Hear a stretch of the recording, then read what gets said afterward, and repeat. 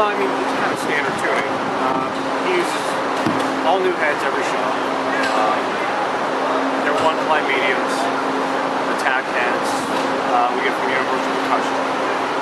We changed it. He likes a real clicky, kind of high-pitched. He doesn't like a lot of low end. There's no subs up here, no nothing, just wedges to kind of feel everything. He's got a thumper on his seat to feel things, and he's got Indian. So he likes that real attack kind of sound. Kind of higher pitched. All the toms are cut down, especially with this kit being a mirror ball kit. With the glass on it, it dents the drums a lot more. So it helps new heads every show. A little bit higher tuning than we've been doing. It also helps with Paul and Gene and Tommy up front with their ears, with everything going on, the bombs and everything that you've got on the kit show. That high pitch thing.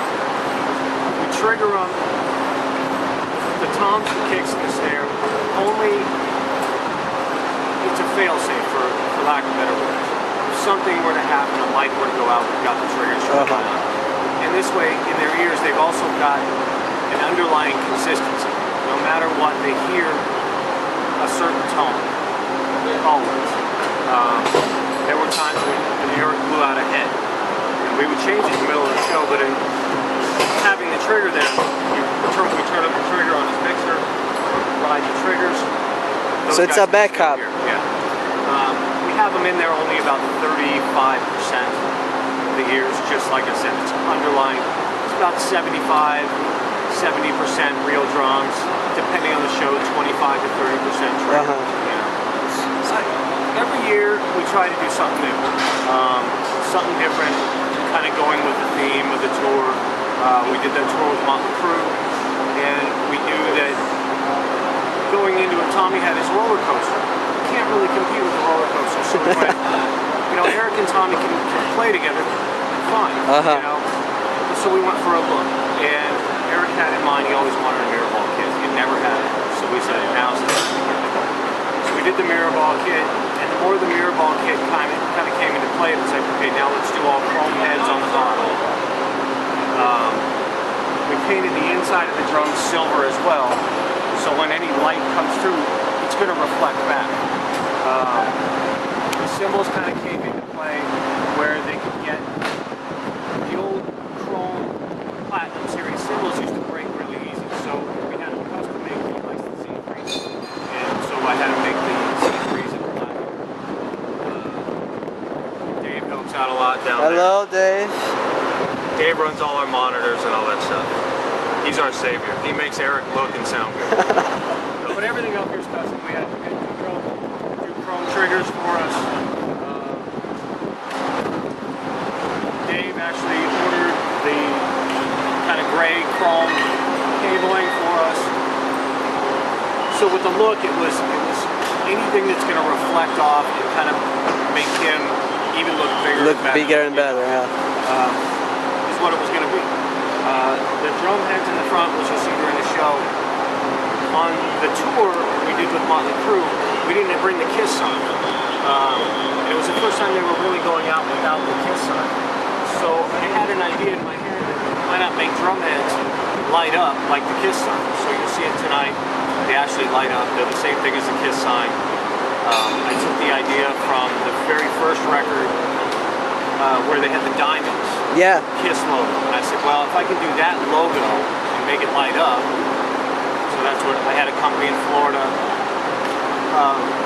Our buddy Casey Grillo, who plays with the band Camelot.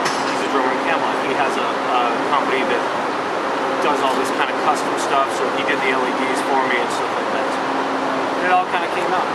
It looks great. From the front, it's something to see. With it going up in the air, we obviously go up to the lights. We got all four chains. And we have a lot of fun up there. For how long have you been working with Eric? I've done Alice Cooper with him. Like you said, we did some Gilby Clark tours and a couple of little things, a couple of all-star bands, and then with Kiss, of course. Solidly a good 8 to 10 years. You know, I mean, like I said, we did a couple of little things in the 90s and stuff together. We've known each other forever, and there was always, you know, one of those things. I was off with another band and I couldn't work for him, and he he had asked me before. And it just kind of came into play with Alice Cooper. It was a real point that we could lock in and really kind of go. And we just kind of been going ever since 2003, 2004, non-stop. Regarding the drum set, how long does it take to set all the drums up? Well, because we change heads every day, and because of the pyro and a lot of cleaning to do, especially on a mirror ball kit, we take our time. And Dave's great. Dave helps, like I said, with everything, all the cabling, all the mics and the racks and everything. Between Dave and I, probably 2.5 to 3 hours. Just to be up and ready to line check. Then we fine tune everything. Then you sound check the drums too, or it comes to test them?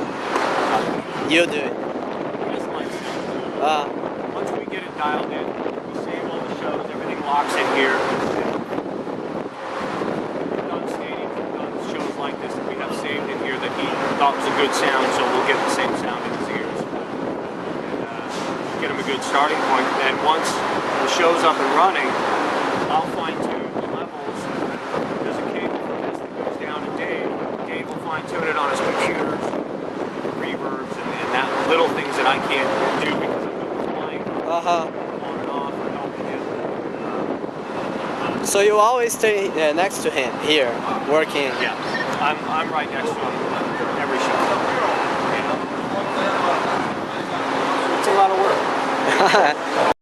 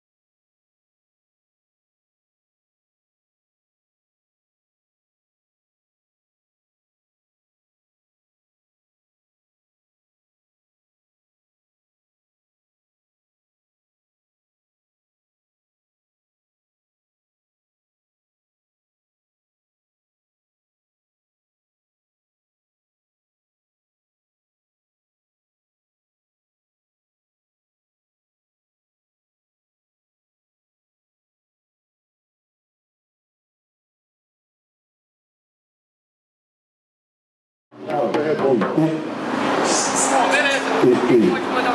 Out. Can you hear me? Good enough. Whenever you're ready. 2. Snare.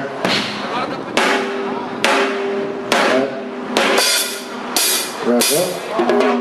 2, 3, 4, 5, 6. Cowbell. Right. Do the mics to your left or right. 1, 2, 3, 4. Cool.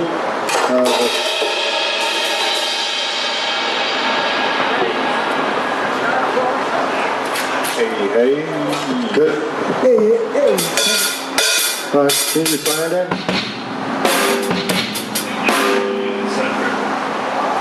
Silence good. Go ahead there if it shows you I win. Good, come in.